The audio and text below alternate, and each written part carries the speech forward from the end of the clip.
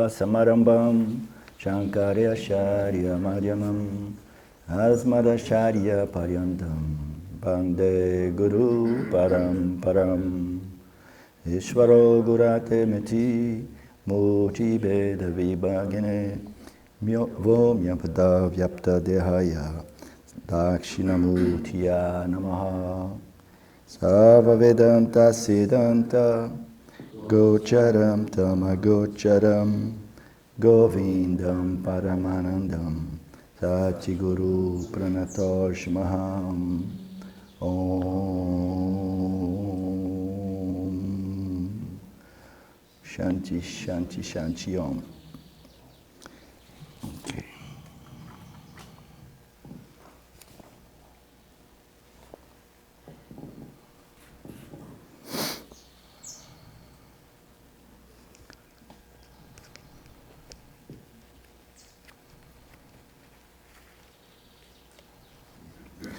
Então vamos passar rapidamente essas qualificações. A discriminação, como a gente disse, é a ferramenta mais fundamental do Vedanta, né? Porque no final das contas, depois de a gente ter desenvolvido diversas qualidades, aí o que permanece, né, para ser feito, né, intelectualmente, não é uma ação física, não é uma ação repetitiva como um mantra, mas é um trabalho, ou uma ação, se a gente quiser dizer, uma ação intelectual, de discriminar o ser pleno do intelecto e da mente, né? A mente, o intelecto, do corpo, do jiva, né? O jiva e as suas experiências. Então essa discriminação é a discriminação que liberta. E esse texto é um texto que trata basicamente, somente sobre essa discriminação. E ele vai apresentando todas as discriminações que precedem essa última discriminação. A gente vai discriminar diversos aspectos da experiência humana, né? Como os 3 estados de consciência, os três corpos, os 5 koshas, etc. A gente vai discriminando, até no final a gente vai discriminar o ser do seu intelecto. O intelecto quer realizar eu sou o ser. O texto já indicou, determinou que o intelecto ele não pode objetivar e conhecer o ser. Mas ainda assim os Upanishads afirmam de novo e de novo que o ser pode e deve ser conhecido e realizado se o objetivo do indivíduo é a libertação do sofrimento humano, psicológico, né? A discriminação é essa ferramenta, né, mais fundamental e é através dessa discriminação que o ser é isolado, realizado e reivindicado como aquilo que eu sou em minha natureza livre e independente.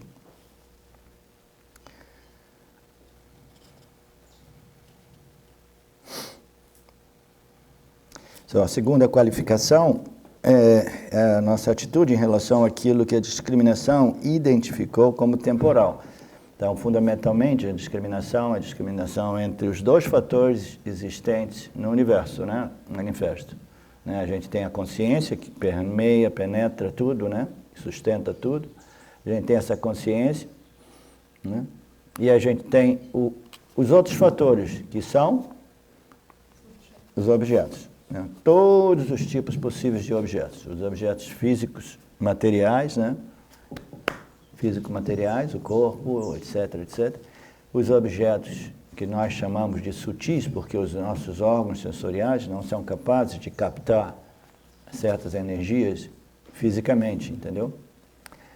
Mas então a gente chama de os objetos sutis, tais como algumas memórias, algumas noções, alguns sentimentos, né? Então tem todos esses objetos sutis, né? E os objetos densos. Então nós vamos discriminar o ser de todos os objetos que aparecem dentro do âmbito do ser universal, impessoal, né? E livre de tudo aquilo que é projetado dentro dele. O desapego é um produto dessa constante discriminação. Então essa discriminação ela aparece primeiro porque através dessa discriminação entre o ser e o ser aparente, né, o sujeito e os objetos, a gente vai compreendendo, né, mais e mais que somente o ser é um porto seguro do ponto de vista da experiência humana. Apenas o ser é realmente a fonte de toda segurança, prazer e virtude, né? É a única coisa realmente valiosa. Então a gente vai discriminando, e naturalmente a gente vai desenvolvendo a compreensão de que os objetos, eles não possuem valor intrínseco, né? Eles parecem, né? Eles brilham como ouro, mas na verdade eles são bijuteria barata ali daquela rua de São Paulo que vende bijuteria barata. Entendeu? Você compra bijuteria de ouro, aquilo, né? Então os objetos são assim. Então, quando a gente compreende que os objetos não resolvem o nosso problema, naturalmente a gente vai desenvolvendo aquilo que a gente chama de vairagya, ou dispassion, ou não apego, ou não interesse, ou não motivação, né? A gente vai perdendo interesse no mundo. E isso é uma coisa que assusta algumas pessoas também, né? Assim, estou perdendo interesse na vida, estou perdendo interesse no mundo, entendeu? Meu marido está me achando estranho, a minha esposa também, etc., e meus amigos. A gente vai perdendo interesse em samsara, e na condição de samsara, que é o envolvimento com os objetos, né? E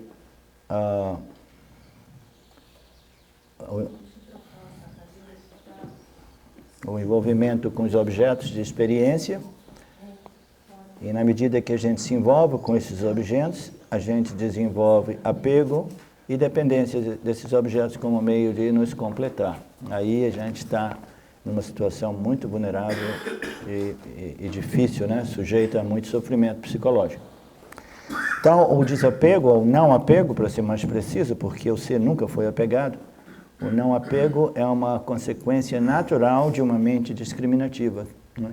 que se submete aos ensinamentos da Vedanta, e todos nós sabemos disso. A gente vai percebendo que eu estou sempre ficando menos apegado às coisas, né? Aí algumas pessoas vêm e dizem assim, mas não seria isso uma forma de depressão? Né? Assim, não é uma forma de depressão, entendeu? É uma forma de clareza mental, devido ao fato de que você compreendeu, né, certos aspectos dessa projeção chamada mithya, né, os objetos dentro dela.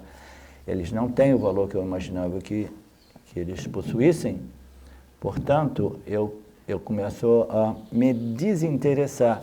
Mas não é que eu me desinteresso dos valores de mithya e permaneço na calma, não existe nada mais para fazer, que desilusão, que depressão, né?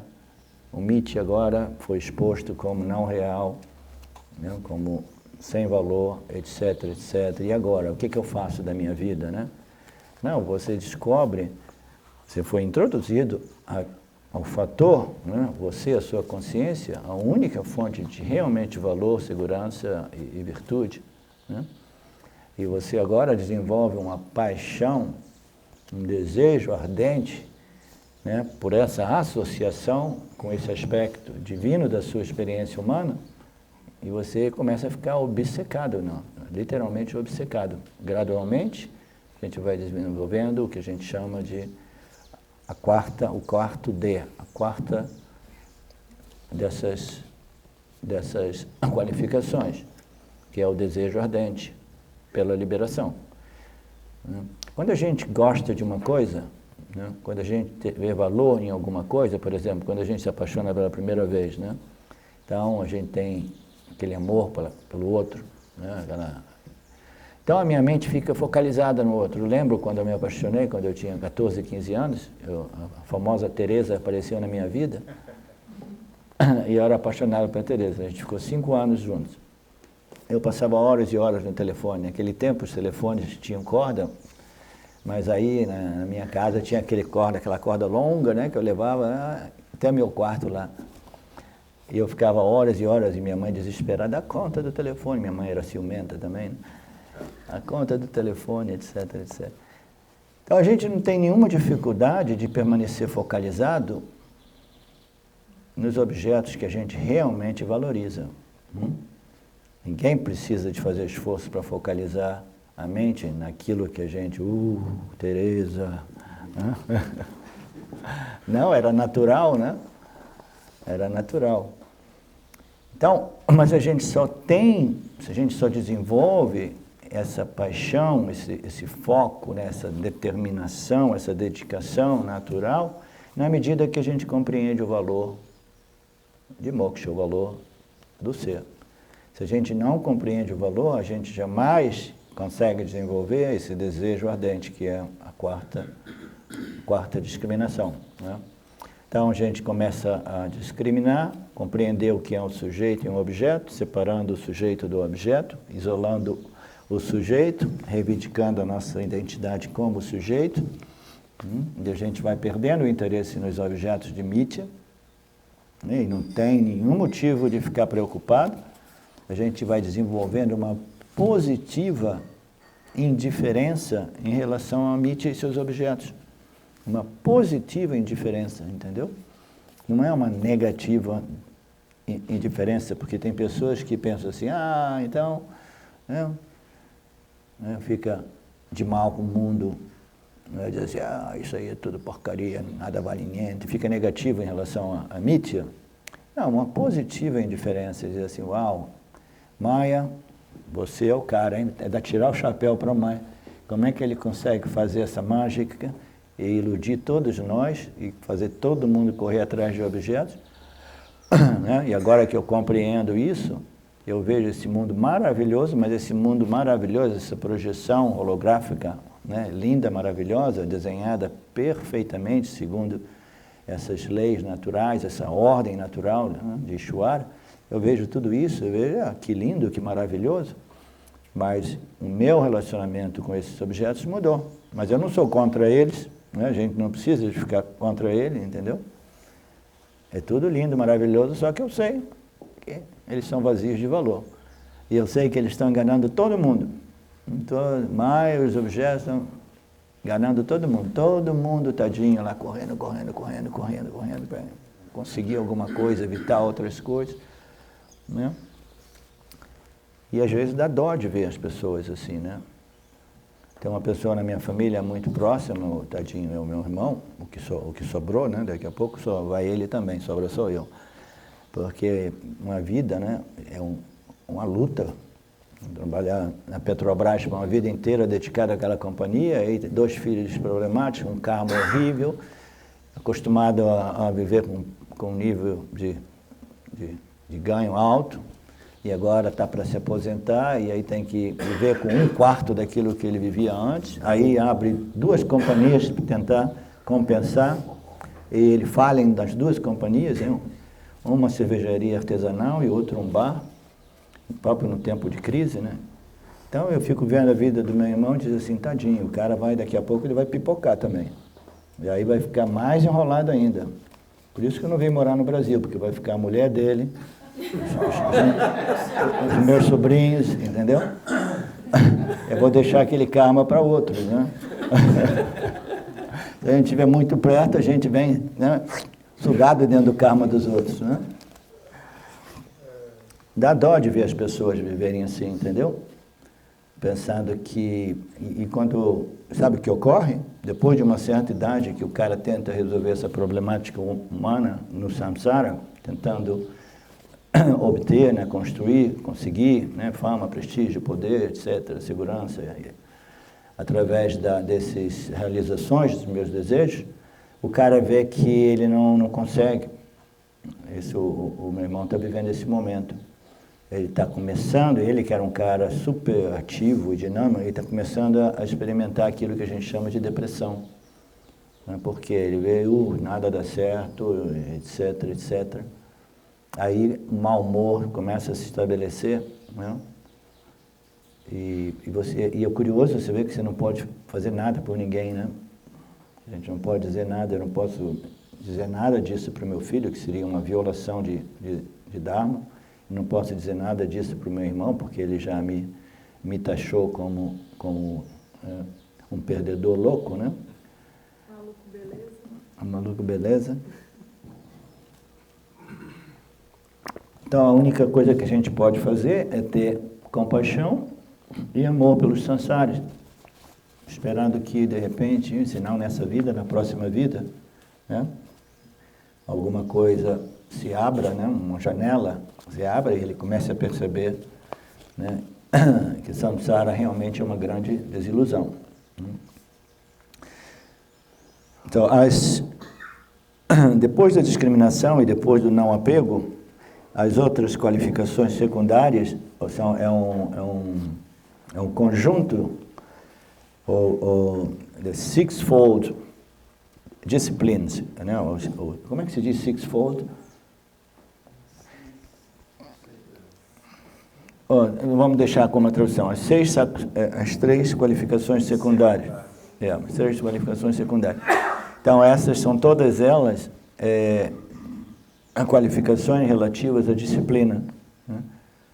A disciplina do meu estilo de vida, disciplina dos meus pensamentos, disciplina dos meus órgãos de percepção, dos meus órgãos de ação, né? A capacidade de lidar com adversidade sem chorar, espernear e dar chute na porta, como eu fazia, né? Uma vez eu machuquei o pé. Não vale a pena, né? Então, todas essas qualificações a gente vai passar por elas. Mas a mais importante, eu estava tendo essa conversa com o Samvit antes, é o desejo ardente.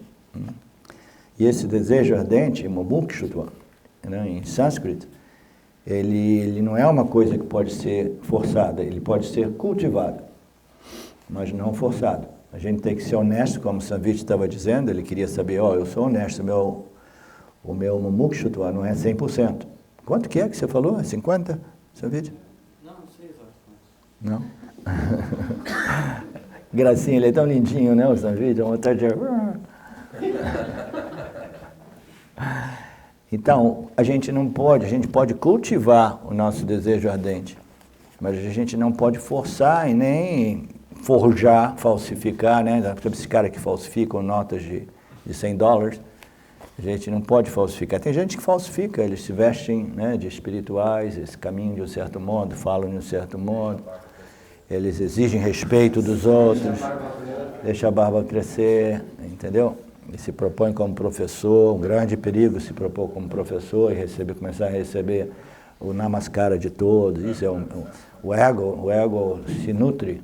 Se o ego não tiver resolvido, né, por que eu digo resolvido? A gente está sempre procurando palavras que sejam menos problemáticas. A gente pode dizer, se o ego não for destruído, ou se o ego não for transcendido, isso são palavras problemáticas. Então, se o ego não for resolvido, de repente, talvez seja menos problemático. Resolvido como? O cara compreendeu esse conhecimento, neutralizou o sentido de que eu sou o cara, eu sou o fazedor, e agora eu sou o professor, e eu faço o que eu faço, eu exijo respeito. Eu resisto. Namaskara, toque meus filhos. Então, se o ego não tiver resolvido, é um perigo, né, a gente deixar a barba crescer e se propor. Eu fiz isso em 2011, eu abri minha loja virtual, comecei a produzir vídeos e falei assim, iluminação à venda aqui, venham todos, né? Isso a gente chama de doença da iluminação. O James, ele batizou essa condição humana como enlightenment sickness, a doença da iluminação. É uma doença muito comum. E a gente tem que ficar atento quando a gente vai assimilando esse conhecimento, né? Porque o primeiro impulso, Samvit, é aquele de querer ensinar os outros, entendeu? E a gente tem que compreender que essa condição de ensinar, a gente só deve ensinar quando Ishvara realmente força a gente a ensinar. Circunstâncias da vida, eles atribuem ao indivíduo uma certa função, uma certa tarefa, né? Assignment, como é que é assignment? Uma atribuição, né? Entendeu? E aí faz toda a diferença. Por isso que os melhores professores são aqueles que não, they are not eager to teach. Como se diz eager? Eager? Disposição, né? Vontade. Os melhores professores são aqueles que não têm esse desejo forte por ensinar, entendeu? São aqueles que são conduzidos E às vezes ele até resiste. Oh, não, Ishvara, por favor, isso não.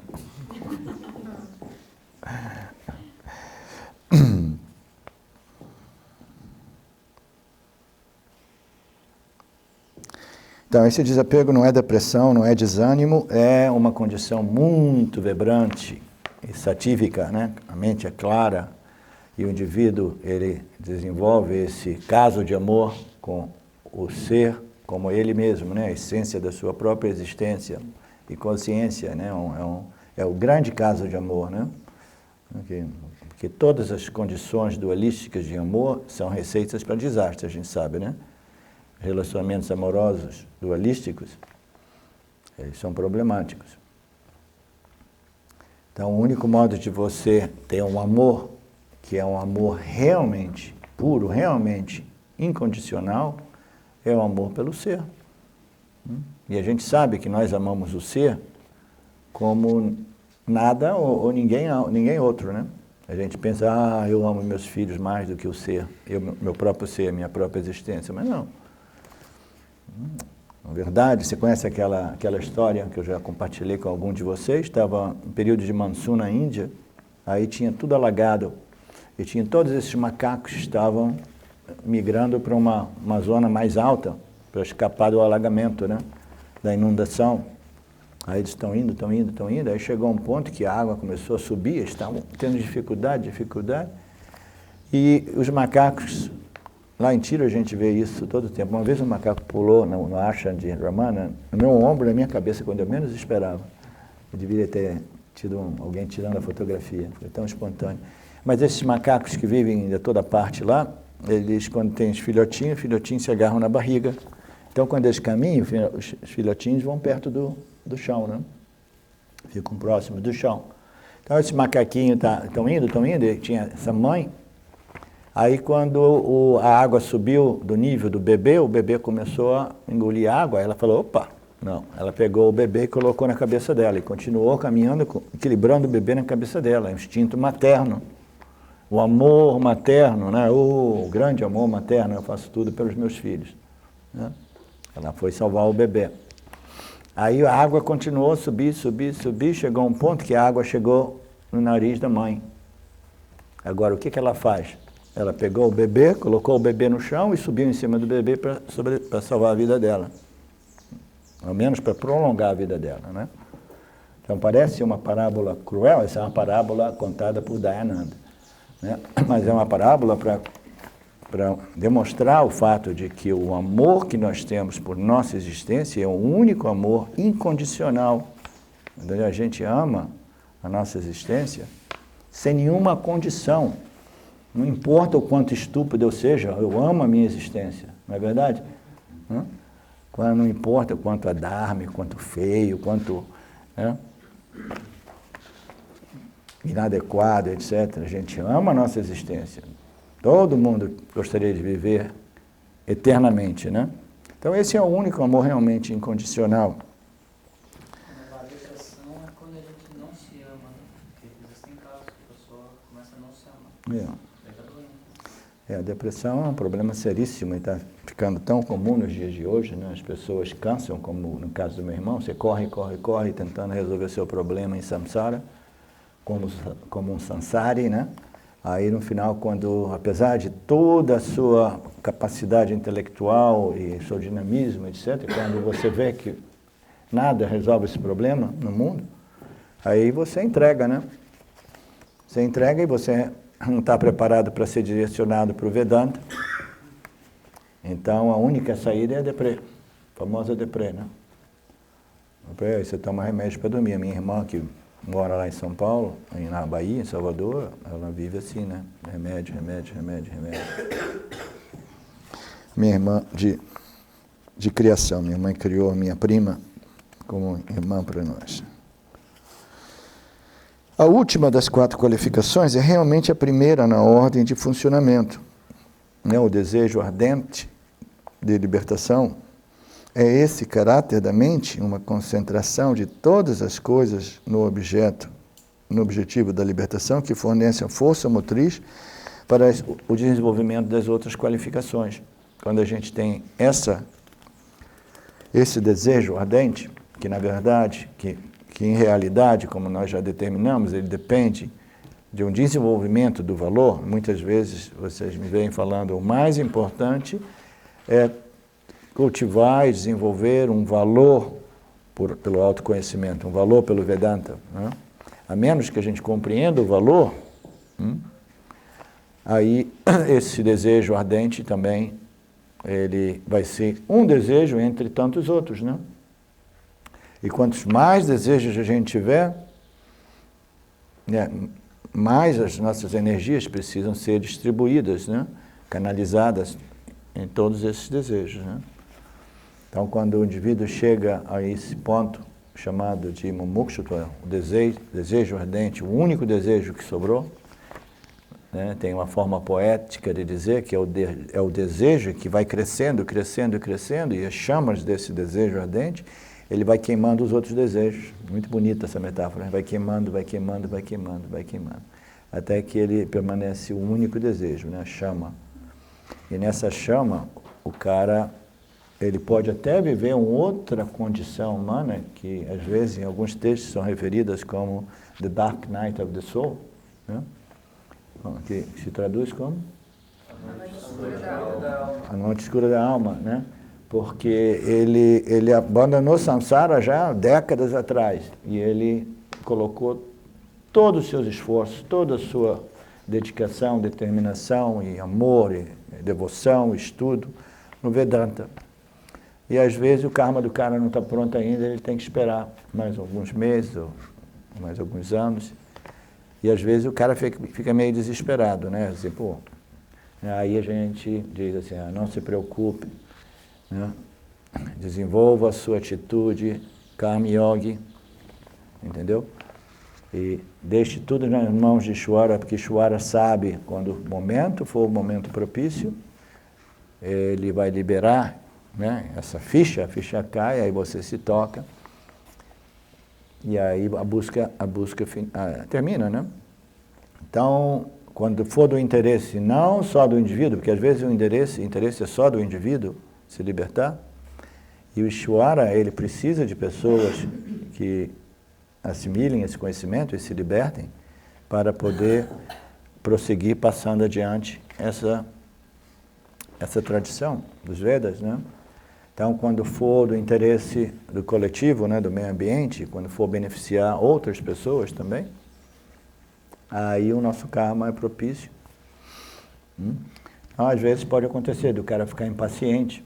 Eu recebi uma mensagem recentemente, eu falei com vocês, o cara depois de 3 anos estudando Vedanta na nossa página no Facebook, aquilo ficou assim, eu perdi a paciência aqui, eu estou muito desiludido com Vedanta porque eu já dei tudo por 3 meses.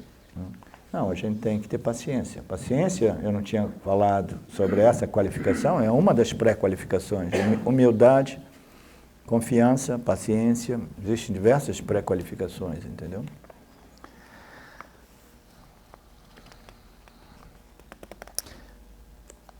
Quanto mais intenso esse desejo, mais assiduamente aplicamos a discriminação, o desapego e as virtudes associadas. Chega um ponto que até mesmo os ensinamentos você tem que chutar o balde dos ensinamentos, entendeu? Aqui está dizendo que quanto mais, né, intenso é esse desejo, mais a gente, né, estuda, contempla e etc., né? Mas chega um ponto que a gente precisa compreender que eu já fiz tudo que pode ser feito, agora eu preciso me livrar até mesmo dos ensinamentos, entendeu? A gente não quer ficar pegado nos ensinamentos, assim, eu fiz tudo. Agora eu me torno um devoto do Lorde desse universo. Assim, Lorde, por favor, me conduza no mundo e que seja feita a sua vontade. Que seja feita a sua vontade é uma expressão linda que vem da cultura cristã, né? Seja feita a sua vontade. Sim. Arlindo, e quando, por exemplo, existem fases da vida da gente que às vezes você está, por exemplo, no meu caso, às vezes eu estou estudando e estou empolgado com isso tudo, e às vezes eu não estou conseguindo aplicar os ensinamentos. Existem fases que a gente tá enchendo o saco, aí o que eu faço geralmente eu falo, quer saber, vou dar um tempo dessas leituras Sim. e tudo mais, É natural. Aí depois eu volto de novo. É natural. É natural. É natural. Parece que a coisa não está funcionando, eu vou desse tempo. A gente não pode forçar. Eu estava conversando com o Samvide e perguntei assim, quanto tempo você... Ele falou assim, não, porque eu estudo muito Vedanta. Eu falei, ok, quanto? Ele falou assim, 3h30 por dia. Eu falei, poxa, é tanto já, entendeu? Aí eu perguntei para ele, o que você faz o resto do dia? Eu faço isso, eu ensino yoga. Eu falei, perfeito, 3h30. O importante é a qualidade do seu tempo, né? Que você dedica aos ensinamentos. Gente, eu estudo muito Vedanta porque eu fui atribuído esse papel de compartilhar o Vedanta, então estou sempre estudando Vedanta.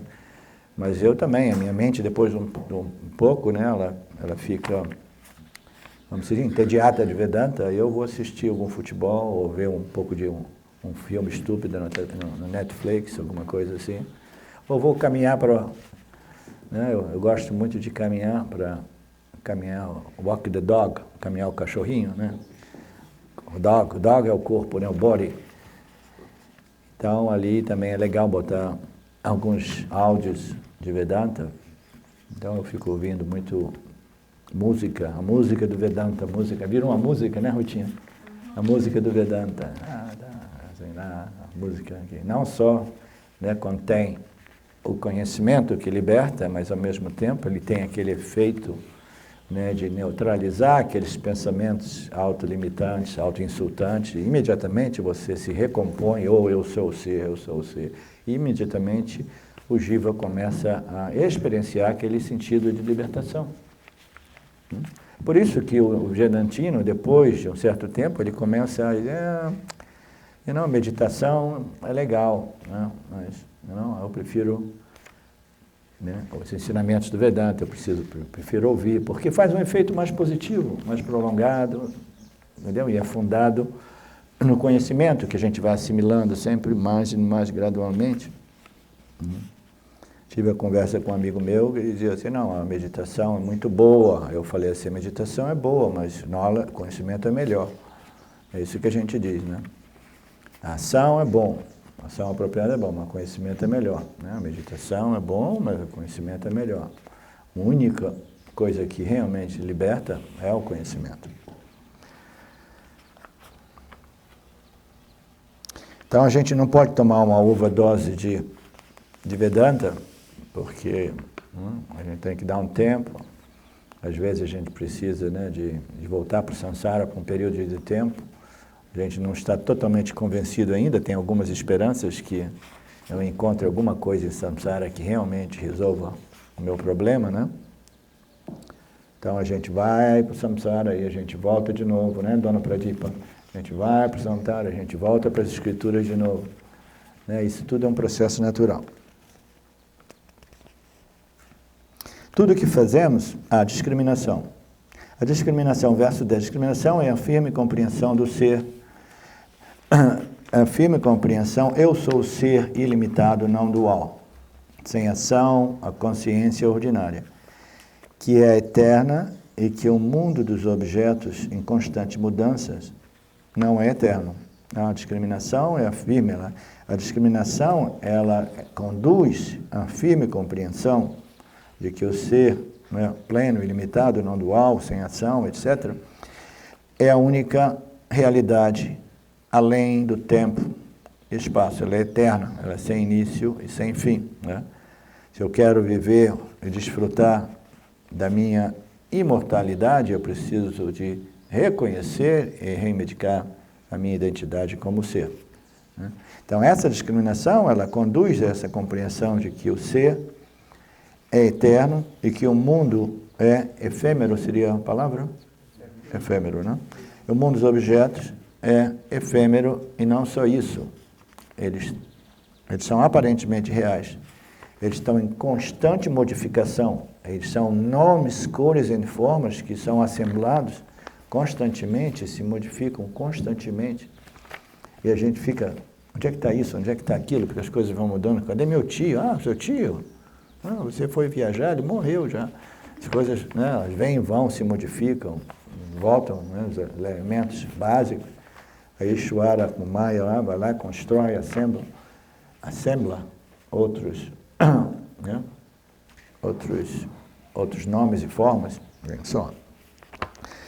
Então a discriminação é isso. Tudo que podemos perceber e experimentar é temporal.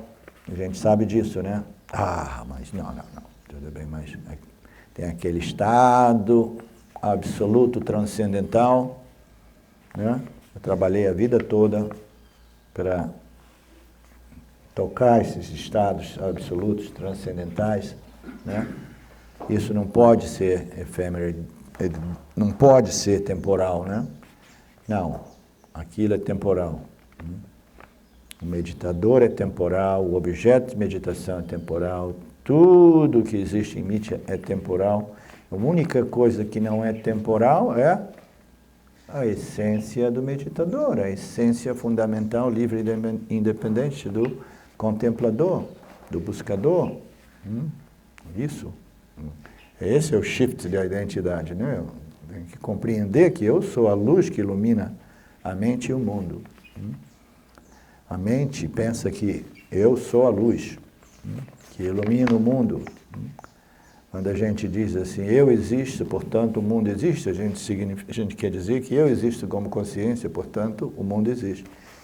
Maya faz a gente pensar que assim, o mundo existe, portanto eu vejo o mundo. Né? Não, eu existo, portanto o mundo aparece dentro de mim.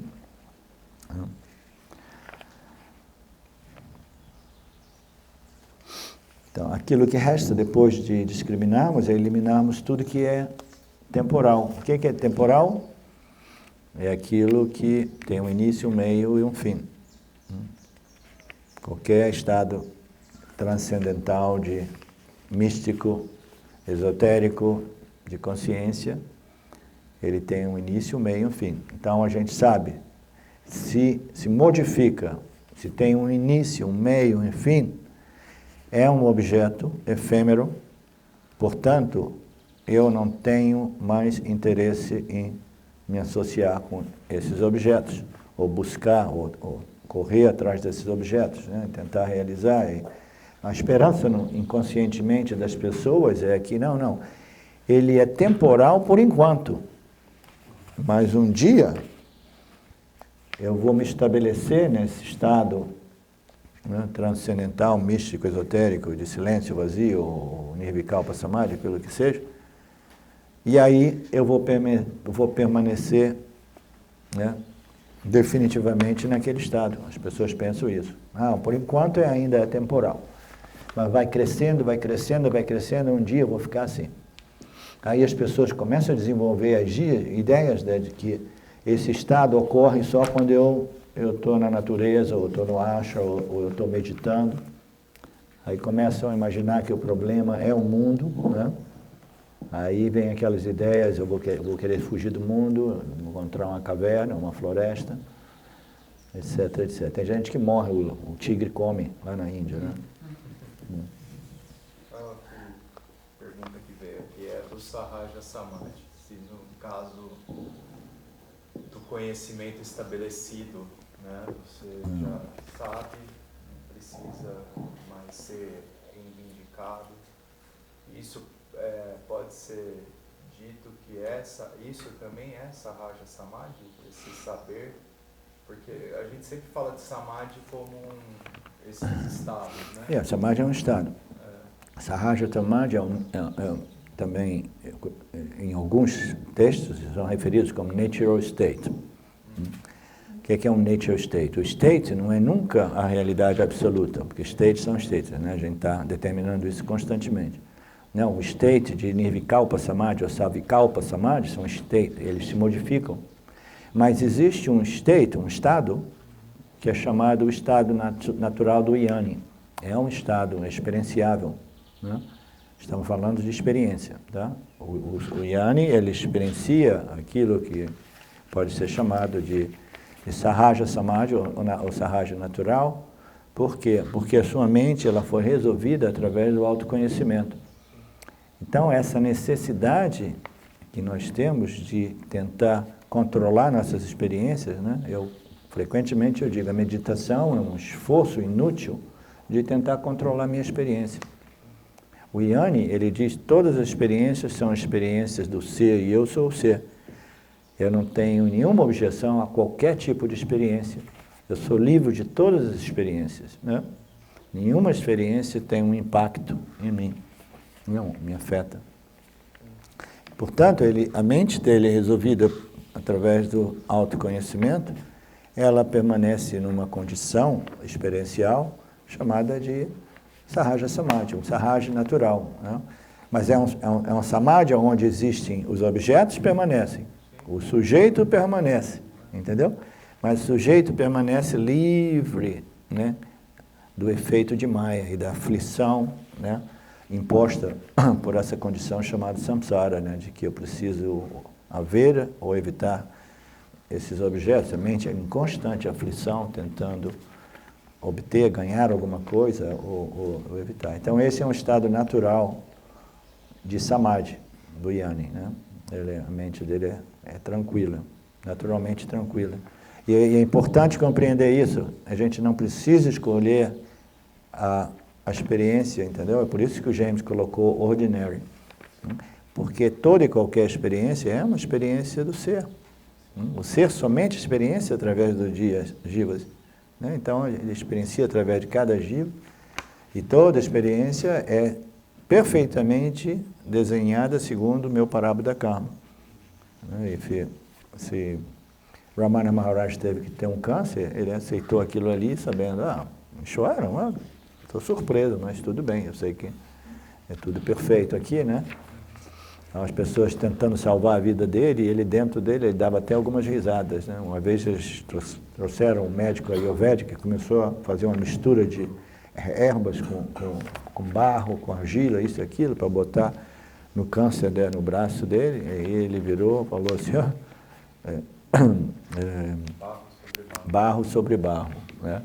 Botando barro em cima do meu barro, né? É tudo barro, né? Tudo 5 elementos.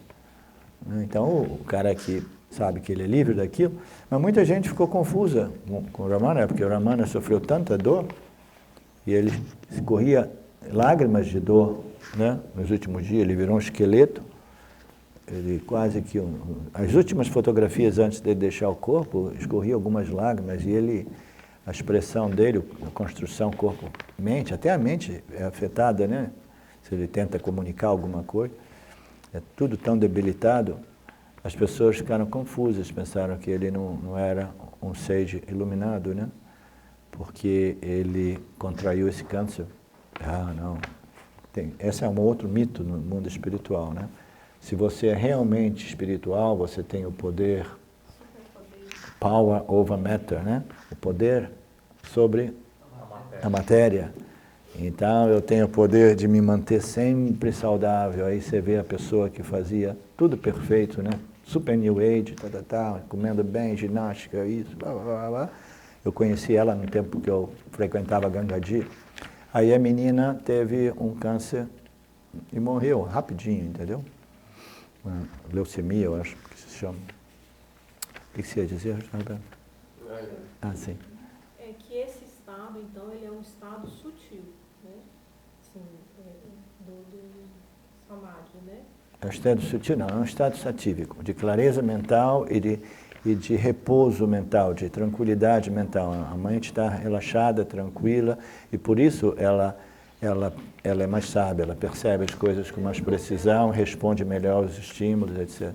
Eu quero dizer assim, que não é uma coisa externa, né? Que assim, agora eu vou andar flutuando, eu vou olhar as coisas diferentes. Porque existe esse mito. Existem diversos mitos. Existem diversos mitos. É um estado de dentro para fora. Eu gosto de chamar isso de condição, né? A condição é uma palavra que determina. A condição do Yanni, do Jivan Mukta, é uma condição de uma mente mais satívica, né? As 3 energias continuam condicionadas à sua mente, mas porque rajas e tamas, elas foram reduzidas ao mínimo devido a esse conhecimento, né? De que não tem nada, não existe nada a ganhar ou a perder no mundo, entendeu? Então a mente do cara está tranquila, porque toda a perturbação mental nossa e os erros que a gente comete é devido a essa mente perturbada, devido aos desejos e aversões constantemente e continuamente operando nossas mentes. Então é muito simples o Vedanta. Simplesmente, uma vez que a gente compreende o valor de Vedanta, aí é tudo muito simples. Uma vez que a gente compreende o valor do Vedanta e desenvolva o espírito do Karma Yoga, ainda é mais simples ainda, né? Você sabe que seja feita a vontade de Ishvara. Eu já citei algumas vezes, no meu caso eu não conhecia Vedanta, mas eu era muito influenciado por Ramana e Nisargadatta Maharaj. Então eu busquei sempre, inspirado por esses dois sages, né? Muito embora eles não tivessem um ensinamento extensivo ou anything like that. Mas depois de chegar num ponto de querer isso mais do que qualquer coisa, as minhas preces eram assim, leva a minha vida, mas revele, na minha linguagem do tempo, dizer, revele a sua face para mim, né? Eu quero encontrar você, eu já compreendo tudo intelectualmente, eu quero me fundir em você, eu quero ver você como eu mesmo, revele. Eu ainda esperava que fosse uma epifania que fosse ocorrer, entendeu? De qualquer modo. Esperava uma coisa extraordinária, entendeu? Mas não, é um momento de clareza, você vê, nossa, entendeu? Quando você menos espera, eu li uma passagem do Nisargadatta, e disse, ixi, nossa, agora me toquei, caiu a ficha, né? Mas existe um momento de que o indivíduo, ele precisa entregar a Ishvara, né? Porque eu já fiz de tudo, né? E eu continuo sentindo que alguma coisa está faltando, etc, etc. Então, o Karma Yoga permite a gente de compreender que Ishvara é aquele controle, né, dos resultados dos nossos karmas. Sim. O nariz pinga. Isso ainda, por exemplo, linkando com o que você tinha falado em relação à graça. Tem um capítulo do livro do James que ele fala sobre a graça. Sim. Então, quer dizer, além de todo o estudo que eu tenho que ter, existe aquilo que você falou da paciência, porque esse citocômetro que você fala, esse shift, essa conversa mental, esse cair a ficha, ainda depende de Ishvara também. Tudo depende de Ishvara, né? O Jiva é parte integrante de Ishvara. As ações dos Jivas, elas precisam ser em harmonia com os seus desejos, né? Se o meu desejo é um desejo único, então todas as minhas ações precisam estar alinhadas com isso. Então o Jiva faz o que faz, no máximo de suas possibilidades, e já compreendendo as leis que governam a experiência humana, ele fala assim, eu estou fazendo o meu melhor aqui, agora o resultado eu deixo para Ishvara, entendeu? E isso foi o que aconteceu comigo também. Chegou um momento que eu falei, ok. E foi o que relaxou a minha mente incrivelmente, porque eu estava ansioso, queria fugir, queria arrumar uma ponte para morar debaixo da ponte, para ficar concentrando, né, as minhas meditações ou contemplações. Aí eu falei, tudo bem, seja feita a vontade do Senhor, vou relaxar, se for o meu destino, eu vou ficar tocando o meu restaurante com a melhor possível atitude, né? E vou deixa a vida me levar. Mas aí no sentido positivo, né? Não é deixa as minhas vassanas me levar, não, deixa Ishvara agora, né? Operar a sua graça no momento, né, que ele achar oportuno, segundo essas leis impessoais do sistema, né? Parece que se estabelece, a partir de determinado momento, uma parceria, muito mais do que um enfrentamento, né? Porque no dia a dia a gente está enfrentando tudo. E à medida que a assimilação vai acontecendo, né, começa um entendimento diferente e uma parceria se estabelece mais do que qualquer outra coisa. Parceria com o Ishvara? Jiva Ishvara? Sim. E aí Ishvara começa a fazer parte efetivamente do processo. Porque a gente sabe que o Jiva, as suas ações são relativamente limitadas, porque elas são influenciadas por suas vasanas, mas, né, devido uma certa condição kármica, a mente do indivíduo fica mais clara, satívica, aí ele começa a entrar em contato com as escrituras de karma e dharma. Aí ele vai se alinhando com dharma, ele vai fazendo tudo aquilo em referência, né, alinhados e harmonizados com aquilo que a gente quer, né? Você sabe que Ishvara, né, a graça precisa ser merecida, né? A melhor prece, a melhor oração é uma ação apropriada, adequada, nos tempos justos e em harmonia com o seu objetivo e que seja um objetivo realmente dármico, de interesse do coletivo, né? Então, tudo isso é um sistema causa e efeito, meritório. Então, a graça de Ishvara, ela não cai do céu, né? A gente precisa merecer. Mas, ainda assim, o campo é um sistema tão complexo que eu vou ter que introduzir essa palavra que é linda, ela é italiana, que é a tempistica, entendeu? Você traduz para mim depois. Existe? Uma vez alguém me disse que não... De temporalidade. É temporalidade.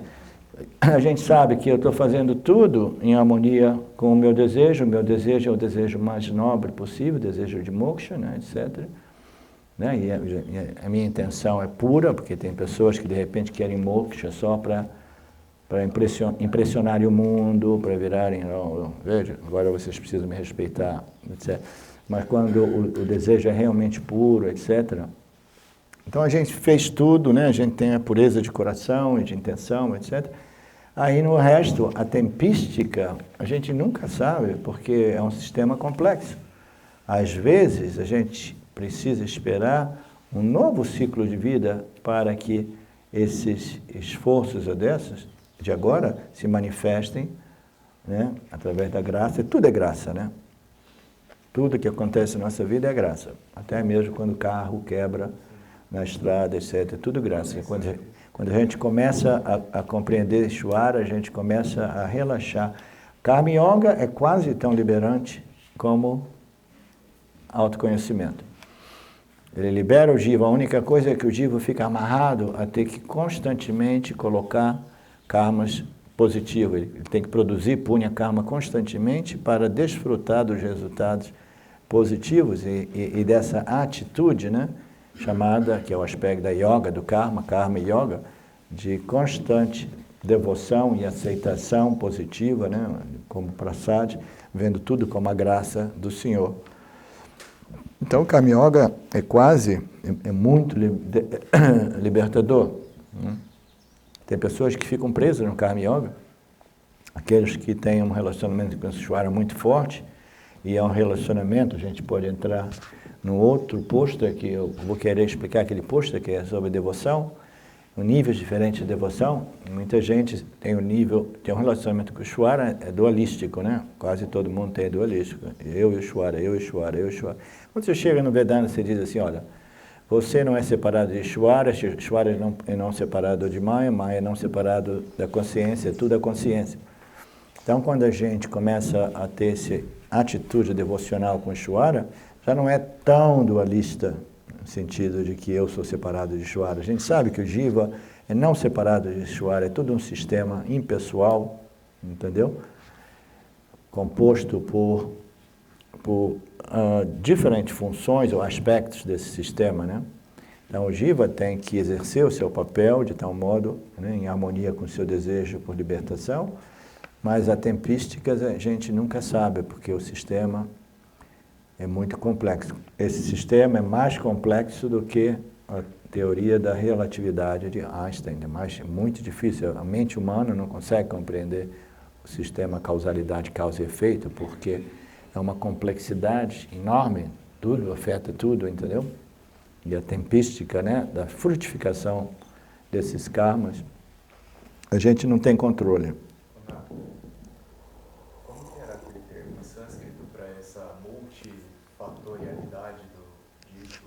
Divano, alguma coisa assim. O problema é que eu aprendo o sânscrito e esqueço. Aprendo e esqueço. Você memoriza melhor. Eu acho que é divano. São todos os fatores combinados. Né? Ishvara como o lawgiver, eu gosto dessa expressão. The lawgiver é aquele... Como se diz lawgiver, Marcos?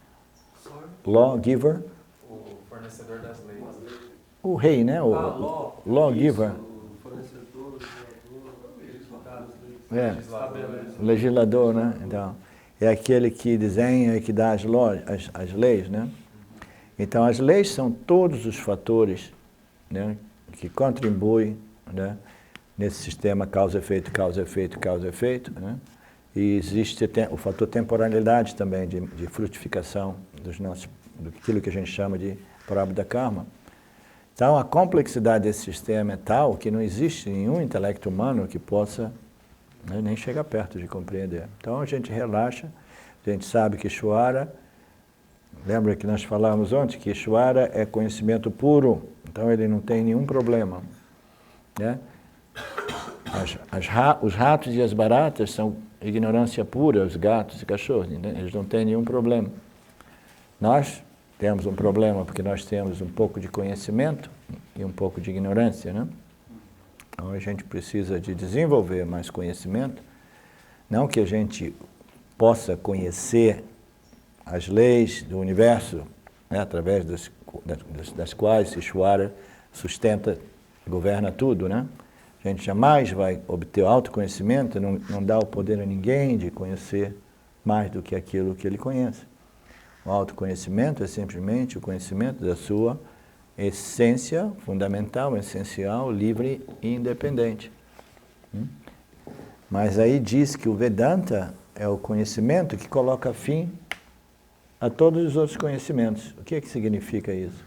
Significa que é o conhecimento que coloca fim à necessidade de conhecer, né, fenômenos, objetos, né, como meios de se completar, porque a pessoa tem pessoas que querem segurança, mas acima de tudo, né, outros prazeres e outros conhecimento. Conhecimento é parte do terceiro grau de virtude, né? Tem pessoas que são amantes dos conhecimentos. Tem pessoas que fazem 1, 2, 3, 4 faculdades, 5 faculdades, eles nunca querem ir para o campo de trabalho, eles querem conhecer. Né? Porque elas se sentem mais completas na medida que elas conhecem um pouco mais algumas coisas. Então, o autoconhecimento não significa que você vai conhecer tudo, mas a gente diz, o Vedanta é o conhecimento que coloca fim à necessidade de todos os outros conhecimentos, porque você conhece a essência de tudo que existe para ser conhecido em Mithya. A essência de Ishvara e a essência de Jagat e a essência de Jiva. Então você conheceu a essência de tudo. Então quando você conhece a essência de tudo, por exemplo, se você mora no interior, lá nas montanhas, você nunca conheceu o mar, o oceano. Aí um dia você vou me realizar, já estou com 56 anos, finalmente eu vou fazer uma viagem para o litoral e vou conhecer o mar, né? Aí o cara chegou lá, né? Ele ficou super emocionado e ele pegou um copo, né? O mar era puro, era limpo, não contaminado, ele bebeu um pouco de água do mar, né? Falou assim, agora realmente eu conheço até mesmo o sabor da água do mar. Então, uma vez que você conheceu e bebeu a água do mar, né, no litoral paulista, você não precisa sair por aí bebendo a água de todos os oceanos que existem no planeta. O planeta, a maior parte da superfície é oceano, né? Entendeu? Porque você compreendeu, conheceu, bebeu do oceano. Então, do mesmo modo, quando você compreende e sabe, conhece a sua essência, que é a essência de tudo, você conheceu aquilo que coloca fim à necessidade de andar por aí tentando conhecer o que é a química, o que é a matemática, o que é a astrologia, o que é a astronomia, o que é isso, o que é aquilo, entendeu? Todos esses desejos por conhecimento, né, é desejo por objetos sutis. Conhecimento é um objeto intelectual sutil, eu quero conhecer isso, aquilo.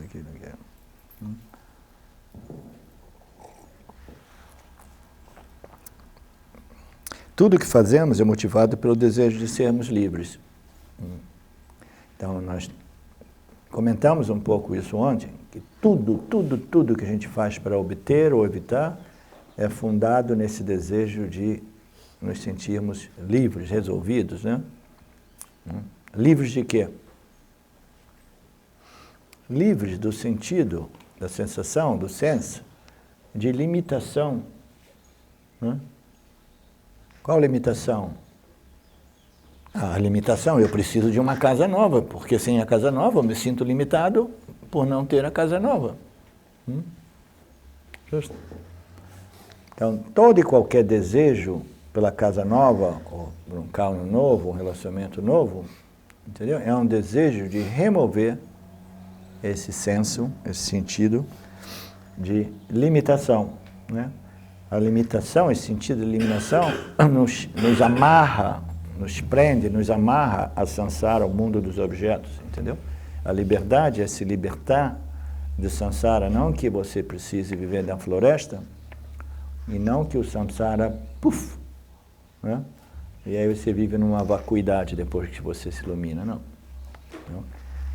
É simplesmente você saber, né, que a essência de tudo é a consciência. E eu sempre fui livre, né? E eu já não preciso mais de correr atrás de objetos de desejo como meio de remover esse senso de limitação. Mas a curiosidade é que, primeiro, eu não, né? As vasanas impõem uma condição mental, psicológica que diz eu preciso disso, né? Eu preciso de um amor novo na minha vida. Aí quando as vasanas colocam aquela sementinha de pensamento ali, aí eu começo a sentir, aí imediatamente vem esse sentimento de carência, de limitação, né? Eu sou limitado por não haver uma pessoa íntima, um amor na minha vida, etc, etc, etc.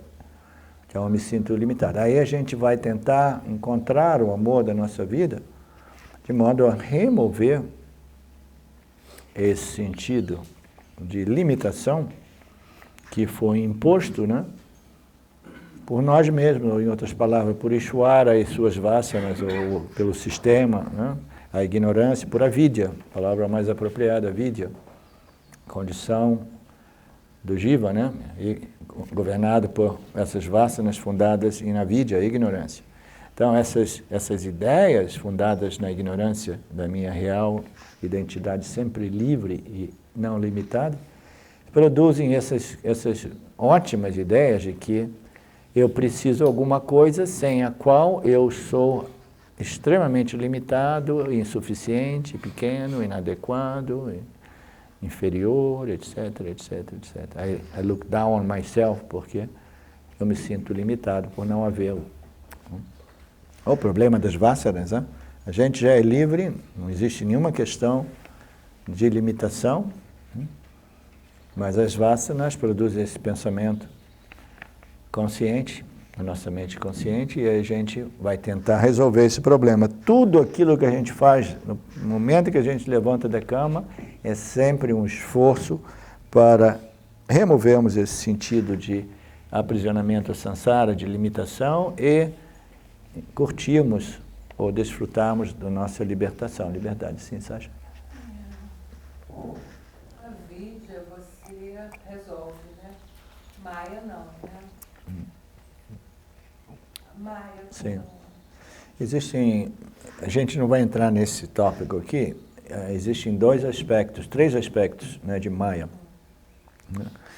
O Maya, quando ele é influenciado por uma grande predominância de rajas, ele produz o jiva. E o jiva, ele sofre dessa condição mental que é um pouco de conhecimento, um pouco de ignorância, a gente chama de avidya, né? Então, o mundo físico-material, ele não tem esse problema porque ele é inerte. Os outros jivas, com intelectos menos sofisticados, eles também não sofrem, né, essa problemática do sofrimento psicológico, porque eles não possuem um intelecto muito sofisticado. Eles são programas que respondem aos estímulos do meio ambiente segundo a natureza deles, né? Agora, com o autoconhecimento, esse problema, o problema dessa vidya, ela aparece em duas formas condicionadamente humana, né? Uma a gente chama de vikshepa, que é a tendência de ver a cobra na corda, né? A gente tem essa condição, né? Devido a essa energia chamada Vikshepa, que a gente projeta, a gente não vê as coisas exatamente como elas são. A gente projeta a partir de quê? Das nossas vasanas. As vasanas, elas sobrepõem uma realidade sobre a realidade de Ishvara, né?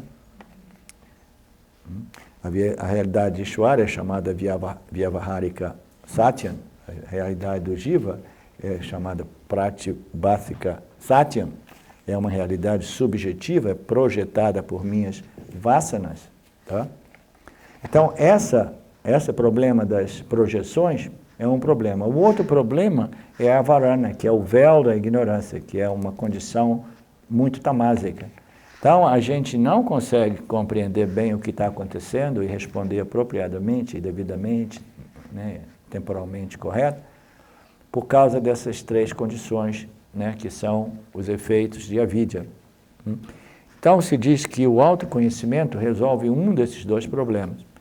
Resolve o véu da ignorância, né, o problema do avarana, você descobre, você sabe. E quando o seu conhecimento é livre de qualquer dúvida, então você resolveu o problema do avarana. O véu da ignorância foi removido. Não que removeu o véu da ignorância, agora eu sei tudo que Ishvara sabe. Não. O véu da ignorância é referente à minha real identidade. Entendeu? Então isso é resolvido. Mas o outro aspecto da condição humana, que é a Vikshepa, que são essas projeções, elas continuam, entendeu?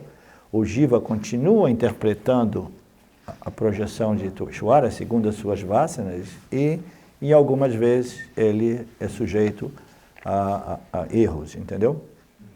Essa projeção, ela continua num grau muito menos, né?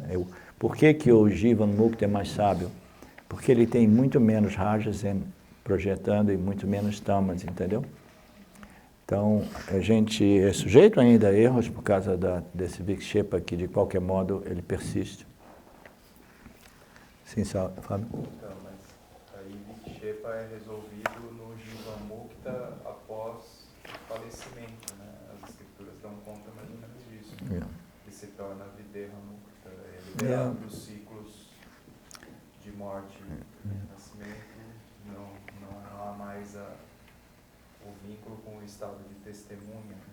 Não necessariamente seja assim, mas... Esses assuntos esotéricos, eu não entro neles, eu não tenho muito interesse. Não, mas o ponto importante disso é entender como você falou, que Shepa, enquanto tem o Jiva, ele está testemunhando os efeitos de Maya. Né? Existem duas projeções, a projeção de Maya e a projeção do Jiva, que é a interpretação da projeção de Maya. Então, existe ainda um pouco, resolve a varana e o outro não. Agora, Videha Mukta, etc., são assuntos esotéricos que são irrelevantes, né? A gente não precisa nem entrar neles. Que horas que a gente começou, Fábio? 1h e 8 minutos Tá. já de vídeo gravado. Então tá. Mas só para finalizar, né? Sim, querido. Para ficar ocupando muito,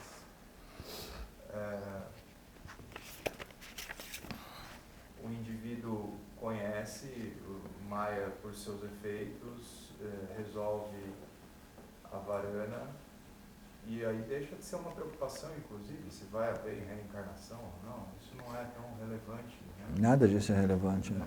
Mas assim, as escrituras dão conta disso. O Maya talvez se resolva, inclusive em seu Vikshepa, com o Jiva Mukta, que já não tem nenhuma força de expressão no seu corpo, no corpo de Vasana, né?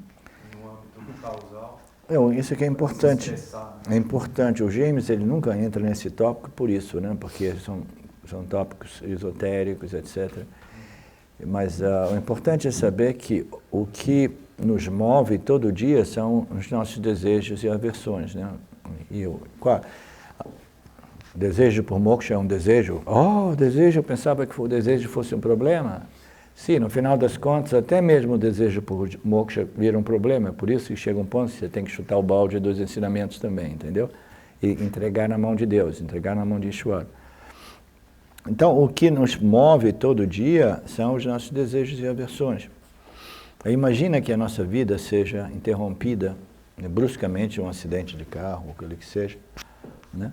E a gente ainda tem todas essas coisas mal resolvidas, esses desejos para serem completados, apegos, relacionamentos, entendeu? Todas essas coisas que, entendeu? Ressentimentos, culpas, etc, etc. A gente volta, não tem nenhuma dúvida disso, entendeu? A gente volta.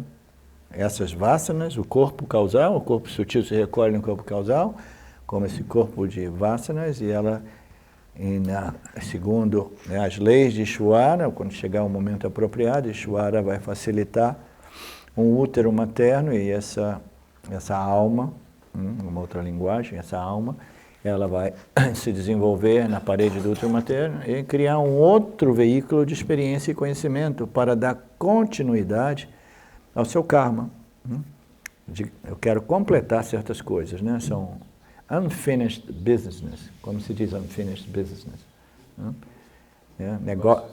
Negócios não terminados, situações mal resolvidas, etc, etc. Então, o indivíduo, quando ele resolve, né, a vida dele através do autoconhecimento, ele não se preocupa mais se ele tem que voltar ou se não voltar. Ele compreendeu Ishvara. Ishvara é que vai decidir se você volta ou se não volta, né? Quem sabe, né? A gente nunca sabe. De repente tem um desejozinho rustido, assim, que o Jivamukta nem se dá conta, né? Ele quando vê, aí volta. Aí vai saber o que o Lorde tem reservado para cada um de nós. Né, Pradipa? Linda! Hã? Você vai voltar, Pradipa, ou não? Só Ishvara sabe. Porque a Pradipa, ela sempre diz para mim, eu não quero voltar, Naga. Fala, mentirosa. Mentirosa. Ela diz duas coisas de mentira, né? Ela diz assim, eu não tenho medo da morte. Eu digo, mentirosa. Eu não quero voltar, eu não vou voltar, vai sim. Om Purnamada Purnamidam Purnamudachyate Purnasya Purnamadaya Purnameva Vashishyate Om Shanti Shanti Shanti. Thank you.